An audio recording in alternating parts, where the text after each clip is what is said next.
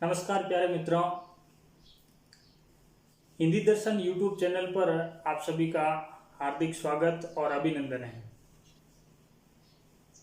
गोस्वामी तुलसीदास द्वारा रचित रामचरितमानस के प्रथम अध्याय बाल कांड से लिया गया लक्ष्मण परशुराम संवाद, जो कि 10वीं की पाठ्य पुस्तक क्षितिज में संकलित है, उसका हम आज निरंतर अंतिम और 6वां अंश है वो पढ़ने जा रहे हैं। यानी कि 5 प्रसंग हमने पहले देख लिए थे लक्ष्मण परशुराम संवाद के, और आज इसका अंतिम प्रसंग है, 6वां प्रसंग है, जिसमें हम परशुराम, लक्ष्मण और विश्वामित्र और साथ ही साथ मर्यादा पुरुषोत्तम श्री राम के वार्तालाप के बारे में पढ़ेंगे।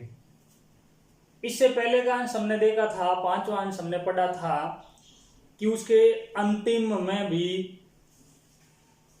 लक्ष्मण ही बोल रहे थे। पिछला अंश हमने देखा था, उस अंश में एक दोहा था, उस दोहे में गादी सुनु कहे हृदय हंसी, मुनिये हरि अरि सूझ, आय में खांड ने ऊक में, अजऊ ने बूझ अबूझ। इस प्रकार का दोहा हमने पिछले अंश में देखा था। और विश्वामित्र जी ने कहा था कि मुनि परशुराम को चारों ओर हरा ही हरा दिखाई दे रहा है, यानी कि अन्य योद्धाओं की भांति राम और लक्ष्मण एक सामान्य योद्धा ही नजर आ रहे हैं। तो इस प्रकार से उन्होंने कहा था कि ये कोई सामान्य योद्धा नहीं है, अर्थात उन्होंने कहा था कि अहे मैं, यानी लोहे का बना हुआ तेज धारदार जो खांडा है, तलवार है, उसके समान वीर योद्धा लक्ष्मण और श्री राम, ये दोनों ही है जो कोई गने की बनी हुई शक्कर के समान नहीं है, अर्थात ये मान योद्धा है। लेकिन इस बात से परशुराम है जो परिचित नहीं है, इसलिए वो बार बार इसके ऊपर है जो फरसा तान कर इसे मारने के लिए दौड़कर आ रहे हैं। तो इस अंश में आज हम देखेंगे कि लक्ष्मण आज अपनी अंतिम सीमा तक, लक्ष्मण आज जितना परशुराम का गुस्सा बढ़ाना है उतना बढ़ा देंगे। अंतिम अंश और बड़ा ही सुंदर वर्णन इसमें गोस्वामी तुलसीदास जी ने किया है। तुलसीदास जी ने लक्ष्मण के द्वारा किस प्रकार के शब्दों का प्रयोग किया गया है और परशुराम जी किस प्रकार से अपना फरसा साध लेते हैं, किस प्रकार से वो दौड़कर लक्ष्मण को मारने के लिए उतावले होते हैं और किस प्रकार से वहां बैठी सभा है वो हाय हाय करने लग जाती है, और लक्ष्मण के जो कुछ अधिक ही हम कह सकते हैं कठोर वचन है वो सुनकर वहां बैठी सभा भी कह रही कि ये अनुचित है, ऐसा नहीं कहना चाहिए। तब तक भगवान श्री राम है लक्ष्मण के सामने संकेत कर देते हैं, वो इशारा कर देते हैं, तो लक्ष्मण एकदम शांत हो जाते हैं। इस प्रकार का प्रसंग है जो आज हम देखेंगे। बाकी इस पूरे अंश के वीडियो को पूरा देखना न भूले और साथ ही साथ लाइक, शेयर और सब्सक्राइब भी जरूर करें। अब प्रसंग की बात करें हम तो प्रस्तुत काव्यांश हमारी पाठ्य पुस्तक क्षितिज के पद्य खंड के तुलसीदास अध्याय से लिया गया है। प्रस्तुत अवतरण गोस्वामी तुलसीदास द्वारा रचित रामचरितमानस के, यानी साहित्यिक अवधि भाषा के सर्वश्रेष्ठ महाकाव्य रामचरितमानस के प्रथम अध्याय बालकांड के अंश लक्ष्मण परशुराम संवाद से संकलित है। और इसमें परशुराम और विश्वामित्र के संवाद का प्रसंगानुसार वर्णन किया गया, और साथ ही साथ लक्ष्मण परशुराम के बड़बोले पर व्यंग्य कर रहे हैं, व्यंग्य कर उसे बार बार चिढ़ा रहे हैं, और उनके सीमा से बाहर कठोर वचनों को लोग अनुचित बता रहे हैं, और अनुचित बताने के बाद में राम उन्हें शंके से चुप हो जाने का कह रहे हैं। ऐसा वर्णन आज हम इस अंश के अंदर देखेंगे। देखते हम इसकी भावपूर्ण व्याख्या। कहु लखन मुनिशील तुम्हारा, को नहीं जान विदित संसारा, मात पितई उरिन भय नीके, और गुरु रिनु राह सोचु बड़ जी के। यहाँ लक्ष्मण जी तो इस प्रकार से मुनिशील, मुनि शब्द आया यहाँ परशुराम के लिए, परशुराम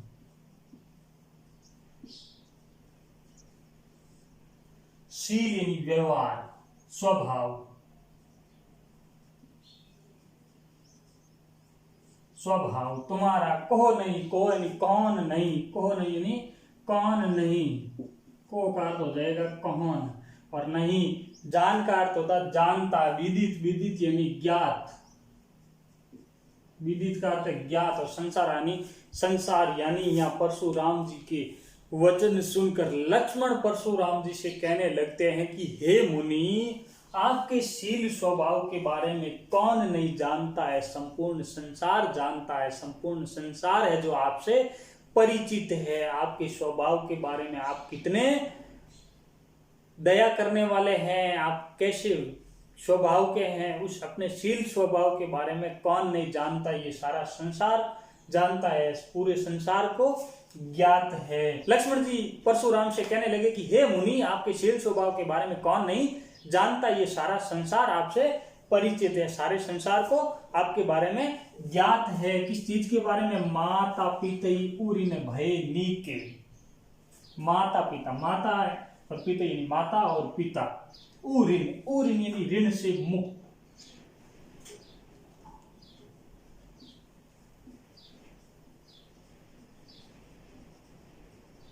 ऋण से मुक्त, उरिन, उरिन यानी ऋण से मुक्त, भय, भय यानी हो गए, भय, भय यानी हो गए। क्या कहा है? माता पिते उरिन भय, यानी कि आप तो किस ऋण से है जो मुक्त हो गए? एक तो माता के ऋण से और पिता के ऋण से तो आप बड़ी अच्छी तरीके से क्या हो गए हो? मुक्त हो गए हो, उऋण हो गए हो। नीके, नीके यानी अच्छी तरीके से, नीके, नीके यानी अच्छी तरीके से या अच्छी तरह से, अच्छी तरह से, नीके, नीके यानी अच्छी तरीके से। तो क्या कि आप तो माता और पिता यानी दोनों के ऋण से ही है जो मुक्त हो गए हैं। अब आपके ऊपर तो एक ऋण बचा है, कौन सा? गुरु ऋण, गुरु ऋणु रास हो चुबड़ जी के, क्योंकि यहाँ माता और पिता के दोनों के ऋण से है जो परशुराम मुक्त हो जाते हैं।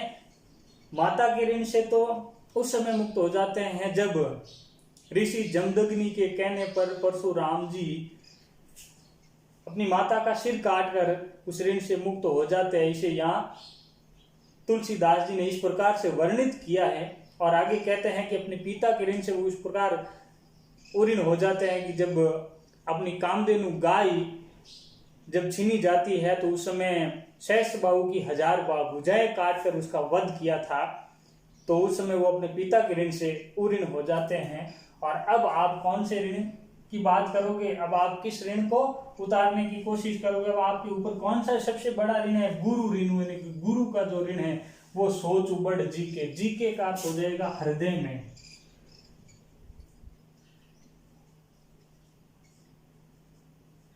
हृदय में, बड़ यानी बड़ा, सोच यानी सोच है, फिक्र है, रहा ऋणु, राह यानी बाकी रहा, गुरु ऋणु। अब कौन सा ऋण? गुरु ऋणु, ऋणु का अर्थ हो जाएगा ऋण और गुरु यानी गुरु ऋण, यानी कि अब कौन सा ऋण शेष बचा है? अब गुरु का ऋण है वो आपके ऊपर है जो अभी शेष बचा है। माता पिता के ऋण से तो आप बड़ी अच्छी तरीके से मुक्त हो गए हो। मात पिता उऋण भय नीके, नीके यानी अच्छी तरीके से, भय यानी हो गए, यानी कि माता पिता के ऋण से तो आप अच्छी तरीके से मुक्त हो गए हैं। अब आपके ऊपर कौन सा ऋण बचा हुआ है? अब गुरु का ऋण ही है जो शेष बचा हुआ, वो भी अपने हृदय के अंदर, यानी कि बार बार अपने मन में है जो चिंता का विषय बना हुआ है। गुरु का ऋण है, उसके बारे में आपको ज्यादा फिक्र है, ज्यादा सोच है, क्योंकि वो तुम्हारे हृदय के अंदर एक बड़ा ऋण है जो शेष बचा हुआ है। इसलिए अब आप उस ऋण को भी क्या करना चाहते हो? उस ऋण को भी आप उतारना चाहते हो। उस ऋण को आप कैसे उतारना चाहते हो? मेरे ऊपर डालकर, सो जनु हमरे ही माथे काढ़ा, सो जनु हमरे ही माथे काढ़ा। सो इसलिए जनु, जनु यानी कि ये पीछे के अंश में हमने देखा था कि जनु, मनु, जानू, मानू, जब ऐसे शब्द आते हैं काव्योक्ति के अंदर तो वहां कौन सा अलंकार होता है? उत्प्रेक्षा अलंकार। तो इस पंक्ति के अंदर अलंकार कौन सा हो जाएगा? उत्प्रेक्षा अलंकार, उत्प्रेक्षा अलंकार। जनु यानी मानो, हमरे यानी हमारे ही ऊपर, माथे, माथे यानी ऊपर, काढ़ा यानी निकालो, काढ़ा काढ़ना, यानी मारवाड़ी भाषा का शब्द है काढ़ा यानी काढ़ना यानी निकालना, माथे यानी कि ऊपर, हमारे ही ऊपर, यानी हमरे यानी हमारे ही माथे यानी ऊपर, और काटा यानी निकालना। अब क्या कह रहे हैं यहाँ तुलसीदास जी कि अब तुम्हारे ऊपर जो गुरु जी का ऋण बचा हुआ है, अपने गुरु का ऋण है, उससे अब शायद आप है जो मुक्त होना चाहते हो, इसलिए आप इस गुरु ऋण को हमारे ही ऊपर डालकर, अर्थात उस ऋण को हमारे ही माथे मट दिया, अर्थात हमारे ही ऊपर, मानो कि अपने गुरु का जो ऋण है वो क्या कर दिया है, हमारे ऊपर मट दिया, अर्थात हमारे ऊपर ही डाल दिया है। दिन चली गई ब्याज बढ़ बाड़ा। आगे लक्ष्मण अपने किस प्रकार की व्यंग्योक्तियों के माध्यम से जो परशुराम जी के गुस्से को और बढ़ा रहे हैं। यहाँ दिन चली गए ब्याज बढ़ बाड़ा, यानी कि जो गुरु ऋण है उस ऋण को वे बहुत दिन हो गए हैं, इसलिए अब क्या हो गया है, दिन चली गए, बहुत दिन हो गए हैं, चली गए यानी हो गए हैं। अब ये ब्याज यानी कि गुरु का जो ऋण है उसका ब्याज क्या हो गया, बढ़ गया है। बाड़ा, बाड़ा यानी बढ़ना, बाड़ा यानी बढ़ना, बाड़ा यानी बढ़ना, और बढ़ बढ़ का अर्थ यानी कि बहुत ज्यादा, अधिक, बड़ा बढ़ गया। अब क्या हो गया है, जो गुरु का ऋण बचा हुआ है उस ऋण को आपने क्या किया है, हमारे ही ऊपर मानो मट दिया, अर्थात उस ऋण को है जो हमारे ही माथे मट दिया, और अब आप मुझे मार कर शायद है जो गुरु के ऋण से मुक्त होना चाहते हो, यानी कि अब हमारे ही ऊपर डाल दिया कि गुरु का ऋण किसके ऊपर है, क्योंकि शिव जी का जो धनुष था वो किसने तोड़ा था, राम ने तोड़ा था, इसलिए ये जो रघुकुल के जो वंशज है अर्थात राम और लक्ष्मण वो क्या है, परशुराम जी के दुश्मन है, शत्रु है, वो उसके लिए द्रोही है, इसलिए वो कह रहे हैं कि जिसने भी मेरे गुरु का ये शिव धनुष तोड़ा है वो हमारे लिए क्या है, एक शत्रु के समान हमारा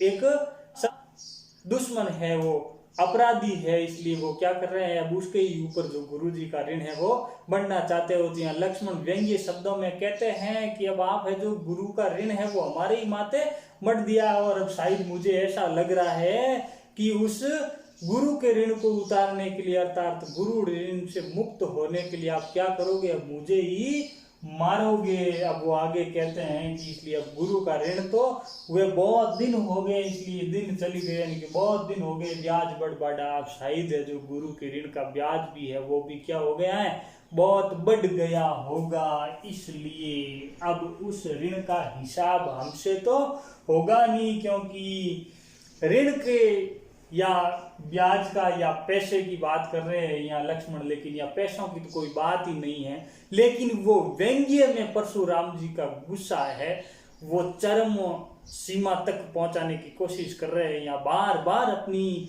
जो व्यंग्योक्तियों के माध्यम से ऐसे व्यंग्य में तीर चला कर, यानी कि यहाँ लक्ष्मण जी इस प्रकार के व्यंग्य तीर चला रहे हैं जो सीधे जाकर परशुराम जी के हृदय को छेदते हैं, उसको बीन देते हैं, इसलिए वहां परशुराम जी को बड़ा ही गुस्सा आ रहा है। तब वो और गुस्से को बढ़ा रहे हैं लक्ष्मण जी, यहाँ क्या कह रहे हैं, बहुत दिन हो गए, अब ब्याज भी बढ़ गया होगा, यानी कि वही बहुत बढ़ गया होगा, इसलिए अब ये हिसाब हमसे तो होने का नहीं, क्योंकि आप ब्राह्मण और हम क्षत्रिय, इसलिए क्षत्रिय और ब्राह्मण का कोई पैसे का हिसाब करने का काम ही नहीं, इसलिए अब ये काम हमारे से तो होगा नहीं, अर्थात हमसे तो ये काम होगा नहीं, इसलिए अब क्या करो, अब आनी यानी ले आइए, आनी का अर्थ क्या हो जाएगा, ले आइए, ले आइए। व्यवहारिया यानी हिसाब किताब करने वाला या व्यापारी, व्यवहारिया का क्या अर्थ हो जाएगा, व्यापारी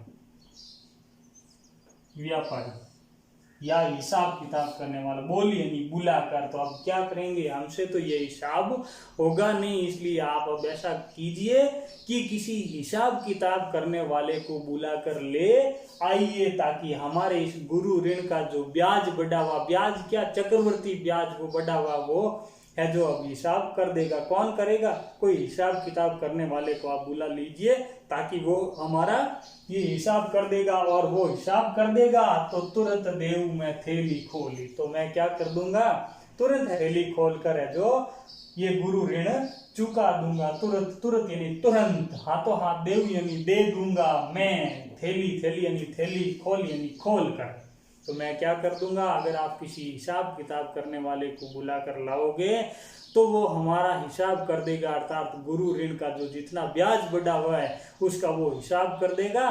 तो मैं तुरंत है जो थैली खोल कर वो ऋण क्या कर दूंगा, चुका दूंगा। लक्ष्मण द्वारा इस प्रकार के वचन सुनकर परशुराम जी है जो अपना फरसा साध लेते हैं। सुनी कटु बचन कुठार सुधारा, सुनी बचन कुठार, सुनी कटु बचन कुठार सुधारा, यानी सुनकर, कटु यानी कड़वे, वचन यानी वचन, कुठार यानी कुलाड़ा, और सुधारा, सुधारा यानी सीधा कर लेते हैं या साध लेते हैं या संभाल लेते हैं, संभालना, संभालना, सुधारा, सुधारा यानी संभालना।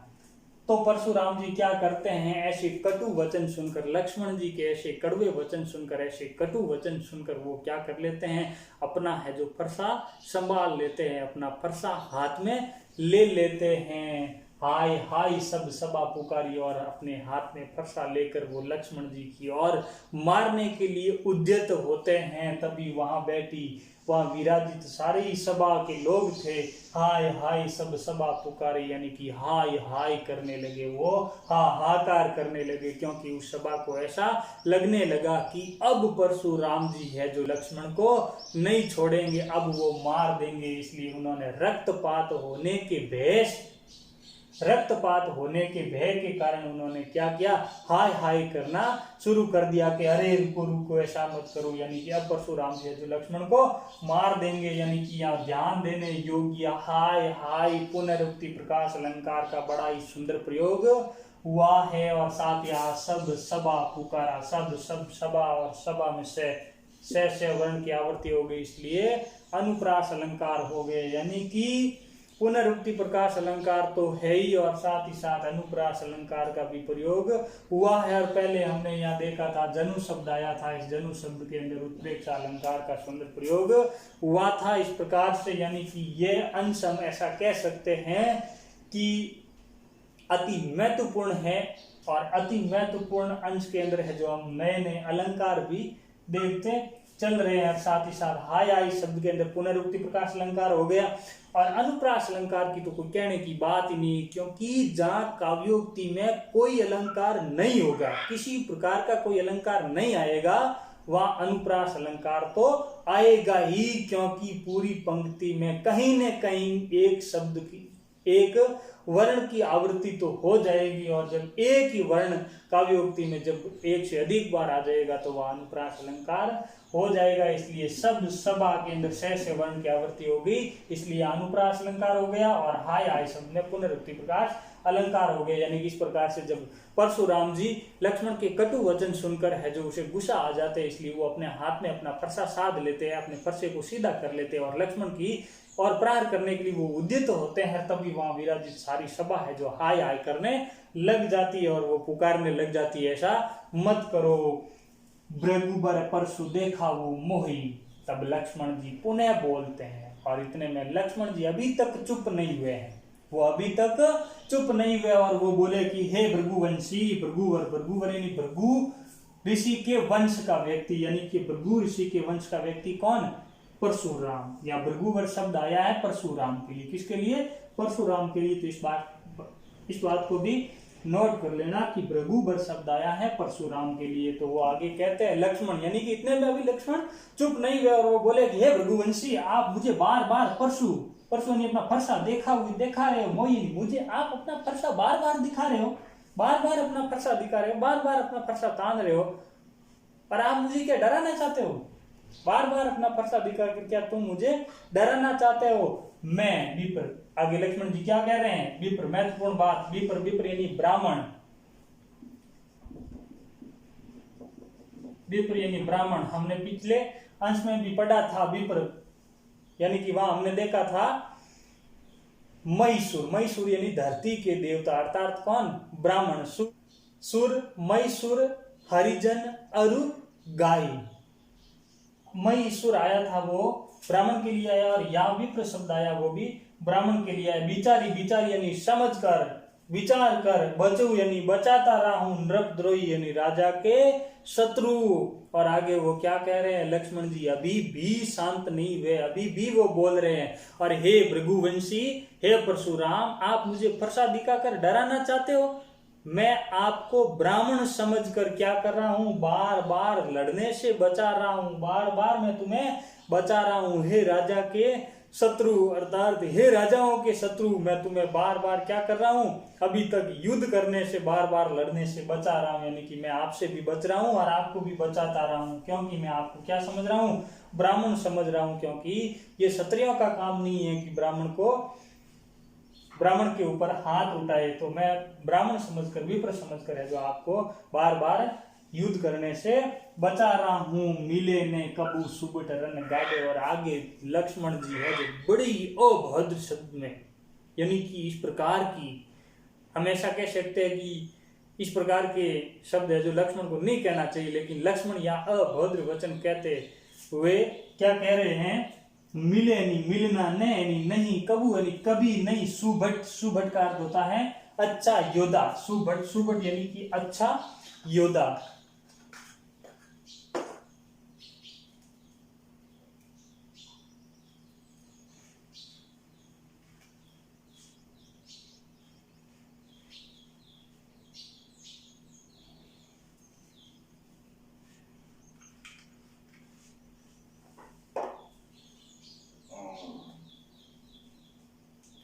बात कर रहे थे हम सुबट, सुबट यानी अच्छा योद्धा, मिले यानी मिलना, नहीं, और कबू यानी कभी नहीं, सुबट, सुबट यानी कि अच्छा योद्धा, महान योद्धा, वीर योद्धा।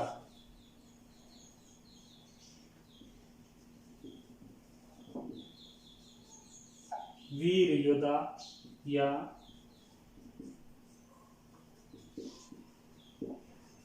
अच्छा योद्धा। सुबट, सुबट यानी अच्छा योद्धा। रन, रन यानी युद्ध क्षेत्र में, गाड़े, गाड़े यानी अभी तक आपको है जो इस प्रकार के कोई वीर व्यक्ति आपके सामने नहीं आए, अर्थात आपको अभी तक युद्ध भूमि में ऐसे कोई वीर व्यक्ति नहीं मिले हैं। वो आगे अभद्र भाषा का प्रयोग करते हुए लक्ष्मण जी कहते हैं कि तुम्हें अभी तक यानी कि युद्ध भूमि में कोई वीर व्यक्ति नहीं मिला है, ऐसे व्यक्ति से कोई पाला नहीं पड़ा है कि वो आपसे कहीं गुना अधिक वीर हो। द्विज देवता गरई के बाडे, और हे ब्राह्मण देवता, द्विज, द्विज शब्द का भी यहाँ क्या अर्थ आया है, ब्राह्मण, तो ध्यान रखना, द्विज, विप्र, मैसूर, ये तीनों शब्द किसके लिए आए हैं, ब्राह्मण के लिए आए, तो द्विज भी ब्राह्मण के लिए। द्विज देवता, हे द्विज देवता, हे ब्राह्मणों के देवता, यानी कि इस शब्द में भी व्यंग्य है कि द्विज देवता, हे ब्राह्मणों के देवता, गरई, गरई यानी घर में ही, के बाडे, के बाडे, बाडे यानी बड़े होना, यानी आप घर में ही बड़े हुए, केवल घर में ही है जो वीरता दिखाई है। कोई ऐसे युद्ध भूमि के अंदर किसी वीर योद्धा के, कोई अच्छे योद्धा के सामने आपने अपनी वीरता नहीं दिखाई है, केवल डींगे हाँकी है अभी तक आपने। तो आपने कोई ऐसे मान योद्धा के सामने, किसी अच्छे योद्धा के सामने, किसी वीर पुरुष के सामने अभी तक आपने अपनी वीरता नहीं दिखाई है। तुम तो केवल घर में ही है जो बड़े हुए हो। और इस प्रकार की भाषा बोलते हैं तब परशुराम जी गुस्से में और कुछ हो जाते हैं। और आगे क्या कहते हैं, अनुचित कही सब लोग पुकारे। और इतने में भी जब लक्ष्मण जी के मुंह से ऐसी अभद्र भाषा, ऐसे अभद्र वचन सुनते हैं, उस समय वहां विराजित सारी सभा के जो लोग थे वो अनुचित है, अनुचित है ऐसा कहने लग जाते। कहकर सब लोग पुकारे, और लोग है जो अनुचित है, अनुचित है। लक्ष्मण को इस प्रकार के शब्दों का प्रयोग नहीं करना चाहिए, इस प्रकार अधिक नहीं बोलना चाहिए। इस प्रकार से वहां बैठी सारी जनता है, वो लोग है, वो बार बार पुकार कर कह रहे कि ये अनुचित है, ये अनुचित है। और वो क्या करने लगे, लक्ष्मण की है जो निंदा करने लग जाते हैं। रघुपति सैन्य लखन नेवारे, मना करना। रघुपति, रघुपति शब्द किसके लिए आया है, श्री राम के लिए। सैनी, सैनी यानी संकेतों के द्वारा, सैनी, सैनी यानी संकेत या संकेतों के द्वारा,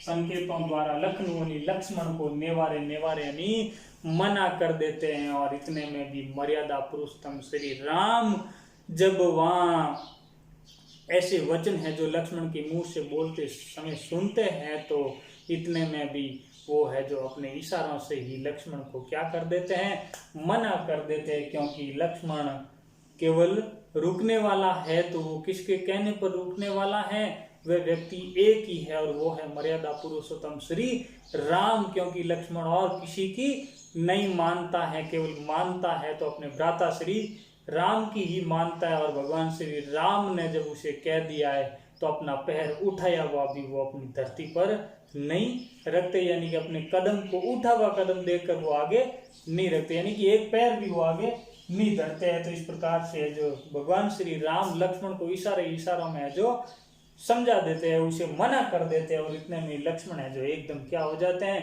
चुप हो जाते हैं। लक्ष्मण को आंखों के संकेत से और अधिक बोलने के लिए मना कर देते हैं। कौन, रघुपति अर्थात मर्यादा पुरुषोत्तम श्री राम सैनी, यानी संकेतों के द्वारा लक्ष्मण को निवारे, यानी मना करना। लखन उतर आउति सरिस। और बड़ी महत्वपूर्ण दुआ है, ध्यान देने योग्य दुआ। लखन यानी लक्ष्मण, उत्तर यानी उनके जवाब, लक्ष्मण के जवाब, आहुति सरिस यानी समान, लगन यानी लक्ष्मण के उत्तर यानी जवाब, आहुति सरिस, यहाँ सरिस शब्द आ गया है। और जहां किसी की तुलना की जाती है वहां उपमा अलंकार होता है, यानी कि उपमे पर उपमान का अभेद आरोप लगा दिया जाता है, अभेद आरोप कर दिया जाता है, उपमे पर उपमान का आरोप कर दिया जाता है, उस समय है जो वहाँ उपमा अलंकार होता है। क्योंकि उपमा अलंकार में उपमे और उपमान दो होते हैं। यहाँ उपमे हो गया लखन के उत्तर यानी लक्ष्मण के उत्तर, ये उपमे, और आहुति सरिस यहाँ वाचक शब्द है, आहुति के समान, यानी लक्ष्मण के उत्तर कैसे हैं, लक्ष्मण के जवाब कैसे हैं, लक्ष्मण के उत्तर है वो आहुति के समान भड़काने वाले हैं। तो यहाँ हो गया उपमा अलंकार। तो यहाँ एक और अलंकार नोट कर लीजिए, उपमा अलंकार।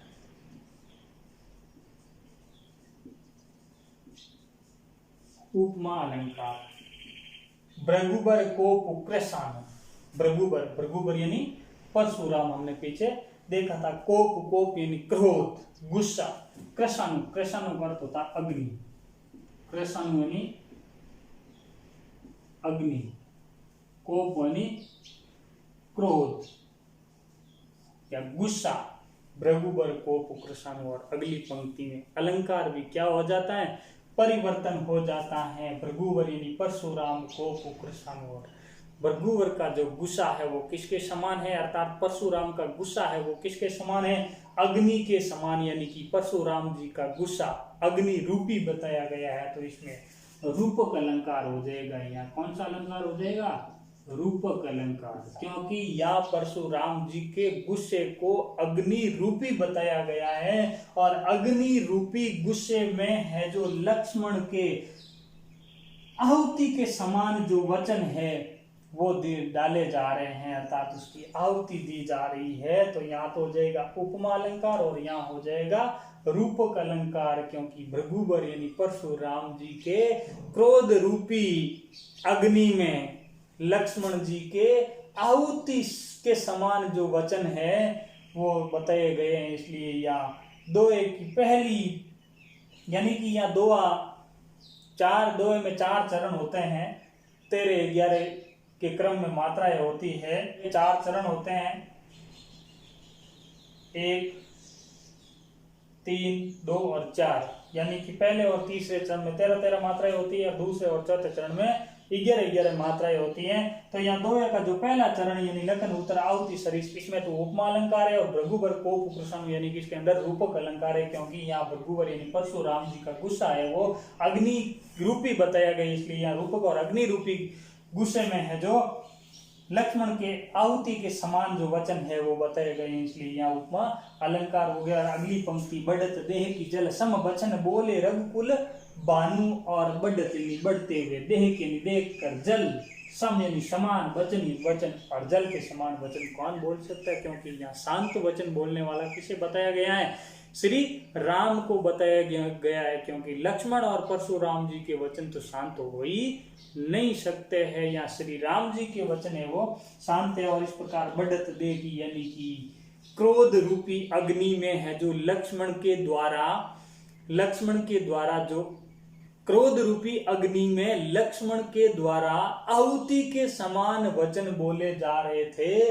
तो जब लक्ष्मण और परशुराम के बीच ऐसे वचनों के द्वारा जब वार्तालाप होता है, उस समय है जो उसके गुस्से को बढ़ता देकर, यानी कि अग्नि को बढ़ता देकर, बढ़त दे की जल सम वचन, यानी कि उस अग्नि को बढ़ता देकर भगवान श्री राम जल के समान, यानी कि एकदम शांत, सम यानी समान, और वचन यानी वचन बोलते हैं। तो इसमें भी सम शब्द आया, इसलिए यहाँ कौन सा अलंकार हो जाएगा? उपमा अलंकार, यानी कि दोहे के पहले चरण में और तीसरे चरण में उपमा अलंकार। और बोले रघुकुल भानु, यानी कि यहाँ बोलते हैं कौन? रघुकुल यानी कौन? भानु। भानु यानी सूर्य। भानु का अर्थ होता है सूर्य, अर्थात रघुकुल का सूर्य किसे बताया गया? रघुकुल सूर्य रूपी श्री राम जी बोलते हैं। और बोलते क्या है? बढ़त दे की जल संवचन, यानी जल के समान शांत वचन बोलकर है जो उन्हें शांत करने का प्रयास कर रहे हैं। तो इसमें भी हो जाएगा रूपक अलंकार, क्योंकि यहाँ सूर्य रूपी भगवान श्री राम को बताया गया, इसलिए इसमें भी रूपक अलंकार, यानी दोहे के दूसरे और चौथे चरण में भी है रूपक अलंकार। यानी इस प्रकार से अंतिम दोहा बड़ा महत्वपूर्ण है। एक ही दोहे के अंदर 4 जो चरण हैं, उन चारों ही चरणों में जो 4 बार अलंकारों का प्रयोग हुआ है, 2 अलंकार रूपक और 2 इधर उपमा, यानी 2 बार रूपक और उपमा अलंकार की पुनरावृत्ति होती है। ऊपर हमने उत्प्रेक्ष अलंकार देखा था, अनुप्रास अलंकार देखा था, तो इस प्रकार से पुनरुक्ति प्रकाश अलंकार देखा था। इस प्रकार से अलंकार की दृष्टि से हम ऐसा कह सकते हैं कि ये अंश तुलसीदास जी का बड़ा ही महत्वपूर्ण है। तो इस प्रकार से ये दोहा हम ऐसा कह सकते हैं कि बड़ा ही महत्वपूर्ण है।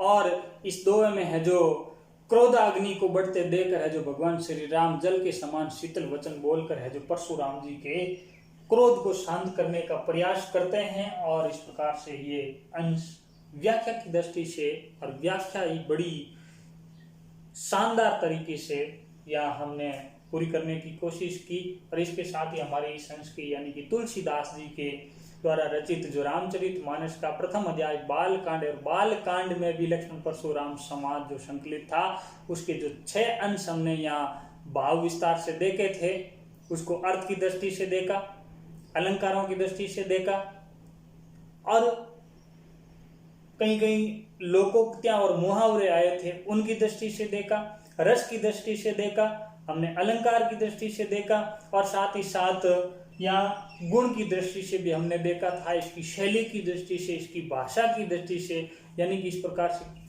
हमने जो लक्ष्मण परशुराम संवाद था उसके 6 अंश है जो आज पूरे हो गए हैं। और अगर विशेष की बात करें इसमें, तो भाषा सरल सहज प्रभावपूर्ण है ही, और तुलसीदास जी भक्ति काल की सगुण काव्यधारा के कवि हैं, और शैली वही व्यंग्यात्मक और उपहासपूर्ण शैली है ही। और काव्यांश की भाषा है वो साहित्यिक अवधि है, और लक्ष्मण के व्यंग्य वचनों के द्वारा परशुराम जी का गुस्सा है वो बढ़ जाता है, और उस गुस्से को शांत करने के लिए भगवान श्री राम जल के समान शीतल वचन बोलकर है जो उसको शांत करने की कोशिश करते हैं, ऐसा इस अंश में बताया गया है।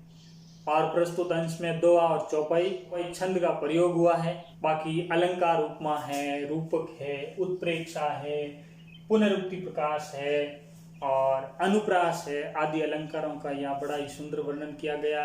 और रस की बात करें तो वीर रस और रौद्र रस दोनों ही रस इस अंश में है जो चलते हैं। और साथ ही साथ हम अंतिम जो दोहे की पंक्ति है, बढ़त देगी जल सम वचन बोले रघुकुल भानु, इस पंक्ति को अगर ध्यान में रखते हुए हम एक नए रस की बात करें तो यहाँ शांत रस भी हो सकता है। अगले अंश को लेकर हम शीघ्र ही उपस्थित होंगे, तब तक के लिए मैं इजाजत चाहता हूँ। धन्यवाद।